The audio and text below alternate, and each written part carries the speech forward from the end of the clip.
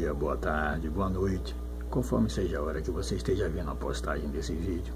Como sempre, eu gosto de me apresentar. O meu nome é Jaime Viana, sou um irmão em Cristo, eu considero assim, fazendo-se cumprir em mim o que está escrito na Epístola Universal de Judas, na sua carta para a Igreja Espiritual de Deus, quando no versículo 3, no único capítulo, que é o capítulo 1, ele diz o seguinte, que nós devemos batalhar pela fé que uma vez foi dada aos santos. Batalhar quer dizer lutar incessantemente. E eu hoje estou aqui com vocês, compartilhando o que Deus tem feito em nossa vida, tá certo? Esses dias meu filho estava em casa e eu havia dito a ele antes que eu iria para o culto. E ele perguntou para mim, pai, que horas começa o culto? E eu naquele momento me veio, eu creio que uma inspiração por parte de Deus, e foi algo que acabou enriquecendo muito a conversa com meu filho naquela noite. Eu disse para ele, filho, o culto começa não quando você vai à igreja. O culto começa no dia em que nós aceitamos a Jesus Cristo. Aleluia. E realmente, no dia que nós temos um encontro verdadeiro com o Senhor. Assim como aquele homem que antes se chamava Saulo e agora se transforma em Paulo no caminho de Damasco, tem um encontro com o Salvador e cai diante do cavalo que hoje simboliza a nossa arrogância, que simboliza a nossa irreverência diante de Deus. E ele pergunta, logo ele reconhece, ou seja, naquele momento que ele caiu, que ele viu que ele não era nada, ele começou e perguntou, quem és tu, Senhor? E Jesus disse a ele, eu sou Jesus a quem tu persegues. E eu naquele momento, eu senti a inspiração de Deus e eu falei para o meu filho, olha, o culto, ele começa no dia em que aceitamos a Jesus Cristo. E aqui está a obrigação de todo cristão. Aquele que aceita Jesus como seu Salvador, ele automaticamente se torna um sacerdote de Deus. Ele começa a partir daquele momento poder fazer-se cumprir nele o que está escrito lá em Gálatas, já não vivo eu, mas Cristo vive em mim. Quando o Senhor é formado, quando o Senhor é gerado realmente na nossa vida, quando Ele vem para a nossa vida, que Ele nos limpa, que Ele tira tudo aquilo que é pecado, que Ele tira tudo aquilo que é problema, que Ele tira tudo aquilo que nos faz e nos fazia decair em desgraça. Ele nos transforma e faz-se cumprir o que está lá em 2 Coríntios 5,17. Que aquele que está em Cristo, nova criatura é, as coisas velhas se passam, eis que tudo se faz novo. Aleluia. Então nós temos a obrigação como cristão. Eu não sei se o seu pastor tem orientado isso para você na igreja, mas eu, você, todos nós, baseado no que diz em Apocalipse capítulo 1, versículo 6, nós somos sacerdotes do Deus Altíssimo. E qual é a função e qual era a função do sacerdote, que eu creio que ainda continua ativa nos dias de hoje? A obrigação do sacerdote era cuidar do templo. E que templo é esse? 1 Coríntios 3,16, Paulo, inspirado pelo Espírito Santo, diz que o templo somos nós, eu, você, todo aquele que aceita Jesus. Somos templos do Espírito Santo. E aqui vai um alerta, muitas vezes vamos à igreja, muitas vezes vamos com um propósito, como se diz, do ponto de vista religioso, adorar a Deus, quando na verdade nós somos adoradores ambulantes. O templo, se o templo é nós, se Deus habita em nós, através do Espírito Santo, nós devemos procurar adorá-lo a todo instante. Mas aqui eu volto à pergunta que eu fiz antes. Qual é o papel do sacerdote? No Velho Testamento, uma das coisas que me chama a atenção em Levítico 6, versículo 13, é que uma das ordens que Deus havia dado com relação ao sacerdote, além de primeiro o sacerdote ser escolhido por ele, o próprio Jesus disse lá no livro, no Evangelho de João, não foste vós que me escolheste, mas eu vos escolhi e vos nomeeis para que vale dê de fruto. A primeira coisa que Deus faz não é chamar ninguém para ficar quieto, não é chamar ninguém para ficar parado, mas é para ser testemunho, é para ser luz, né? É para anunciar o Evangelho. E no Velho Testamento, eu volto a dizer, uma das coisas que me chamou a atenção no capítulo 6 de Levítico, versículo 13, é que Deus dá uma ordem a Moisés dizendo o seguinte: olha, no altar a chama deve arder continuamente, nunca vai se apagar. O que é que ele queria dizer? Creio que para nós, nos nossos dias, baseado no que diz em 1 Coríntios capítulo 10, era sombra para as coisas, para mim e para você nos nossos dias. Nós, como servos de Deus, como adoradores, eu posso estar sendo até presunçoso, mas eu estou colocando você junto comigo. Nós, como adoradores do Senhor, temos a obrigação de adorar a Deus. Se vamos à igreja e vamos para ver fulano ou ciclano que vai cantar ou que vai pregar, eu creio que a adoração de Deus já ficou de lado, porque o principal centro dentro da igreja tem que ser, sempre foi e sempre será o Senhor Jesus Cristo. Quando por si só nós começamos não a nos lembrar, porque para eu me lembrar, primeiro eu preciso esquecer, e eu não quero me esquecer disso. Por isso, a única maneira de eu não me esquecer que Jesus Cristo é o mesmo hoje, ontem e eternamente, Jesus Cristo é o mesmo ontem, hoje e eternamente, como diz Hebreus 13:8, eu fico emocionado quando eu falo, entendeu? Nós devemos estar sempre trazendo a mente, não pelo esquecimento, mas trazendo a mente como exortação, que o nosso Deus continua conosco, Ele não falha.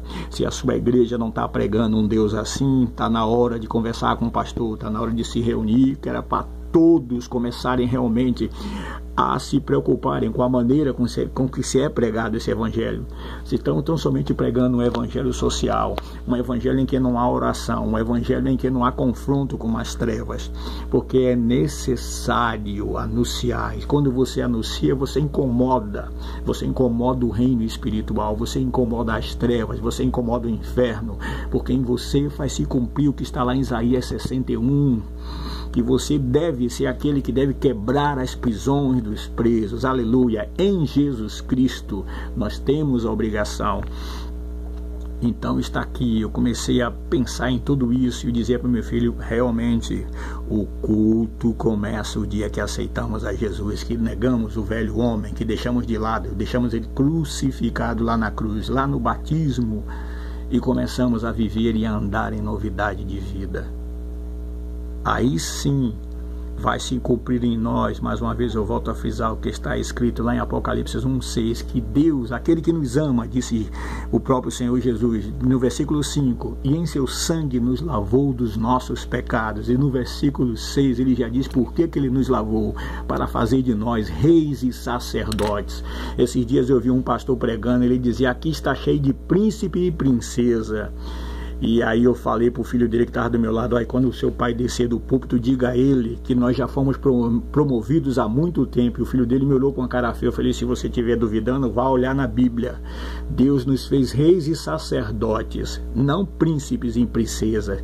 Deus nos fez reis para reinar com Cristo, para reinar com Ele eternamente, para julgar o mundo, para estar assentado junto com Ele julgando o mundo, como nos diz 1 Coríntios capítulo 6. Se alguém por acaso torceu o nariz, aí vá torcer o nariz diante da Bíblia, não diante de mim. Eu vou procurar seguir o que a Bíblia diz, e a Bíblia diz que Deus nos fez e nos coloca por cabeça, mas não é essa cabeça que se fala aí, você tem que ser rico, você tem que ser... Quem foi que disse a você que a paz de espírito, que a abundância de convivência com Deus é baseado na riqueza? Paz de espírito é o que vem de dentro. Quando nós aceitamos a Jesus, trocamos o nosso fardo, fazemos se cumprir em nós o que está lá no capítulo 11, versículo 28 de Mateus. Vinde a mim todos vós que estáis cansados e oprimidos, e eu vos aliviarei. Eu já disse aqui, eu volto a repetir, eu canso de ver algumas igrejas, as pessoas orando, buscando por paz, mas a Bíblia me diz que Deus já deixou a paz. O próprio Jesus diz lá no capítulo no capítulo 14 do Evangelho de João, deixo-vos a minha paz eu vos dou, eu não vos dou como o mundo a dá. Ele já deixou a paz, eu preciso tomar posse, eu preciso fazer esse cumprir em mim, o que diz lá em 1 Timóteo 6,12, tomar posse dessa paz, ter consciência. E aqui eu sempre entro naquilo que tem sido motivo de, muitas vezes, de tropeço na vida de muito cristão. Se você for conhecedor, se você se propor a conhecer ao Senhor, fazer se cumprir o que diz lá em Oséias 6:3, conhecer e prosseguir em conhecer ao Senhor, não viver de ouvir, eu estou ouvindo que fulano falou que é assim, então você tem que examinar, a obrigação sua é examinar dentro da palavra, gente. A gente precisa fazer isso, porque hoje quando eu vejo, por exemplo, quando eu abro o YouTube, quando eu vou ver no YouTube, eu vejo cada aberração em nome de Jesus. Esses dias eu vi um cidadão com uma marreta de 10 quilos fazendo a unção da marretada. Pelo amor de Deus, gente, a nossa luta não é contra a carne, não é contra o sangue. A nossa luta é contra as potestades das trevas. Está lá no capítulo 6 do livro de Efésios. Eu chamo de livro, mas na verdade é uma carta, da carta de Paulo, a cidade de Éfeso, a igreja de Éfeso. A nossa carne, a nossa luta, perdão, eu fico eufórico com isso, porque cada vez mais, nós que se dizemos povo de Deus, estamos se afastando da fonte, estamos correndo atrás de novidade, estamos parecendo aquele povo na cidade de Atenas, que viviam de ouvir e de falar de novidade. Parece que o pessoal quer viver um evangelho de mentira, um evangelho emocional, quando na verdade o evangelho é algo racional. O evangelho é racional, o evangelho é convivência com Deus, o evangelho é o homem cair em si, é consentimento, o evangelho é confronto, é Deus mostrando para o homem que ele precisa, ele tem necessidade de se achegar a Deus, tem necessidade, ele precisa de Deus e só pode se achegar através da pessoa de Jesus Cristo. Mas nós estamos vendo hoje aí uma vivência de um evangelho de oba-oba, um evangelho em que pastores têm lucrado financeiramente porque têm pregado aquilo que a carne quer, aquilo que o povo quer. E aí entra o que está lá em Tessalonicenses. Por isso mesmo Deus tem deixado que venha a operação do erro, porque muitos não tiveram prazer, na verdade não tem prazer, sabe o que? Em satisfazer a sua própria carne. É gente dançando dentro da igreja. Oh meu Deus, vamos andar de uma maneira que a gente possa andar de maneira que não dê, como diz lá em 1 Coríntios 10:32, que a gente não dê escândalo à igreja de Deus. Quem está de fora está olhando. Você, cristão, você, meu irmão, você é como se fosse uma casa de vidro. Todo mundo sabe o que você faz. Você pode fazer 100 coisas boas no dia. Se você fizer uma errada, todo mundo vai te criticar. E aí o nome de Deus, como disse o próprio apóstolo Paulo, vai ser vituperado. O nome de Deus vai ser humilhado por causa de quê? Por causa da nossa falta de vigilância.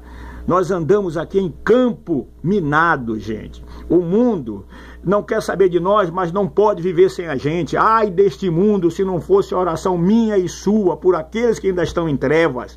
O diabo já teria tragado a muita gente se não fosse você orar, se não fosse eu orar, não orar pela sua família, não orar pelos nossos, que aparentemente às vezes parece que não vai estar surgindo efeito, mas tem surgido efeito, porque no reino espiritual Deus está trabalhando no momento certo. Aleluia.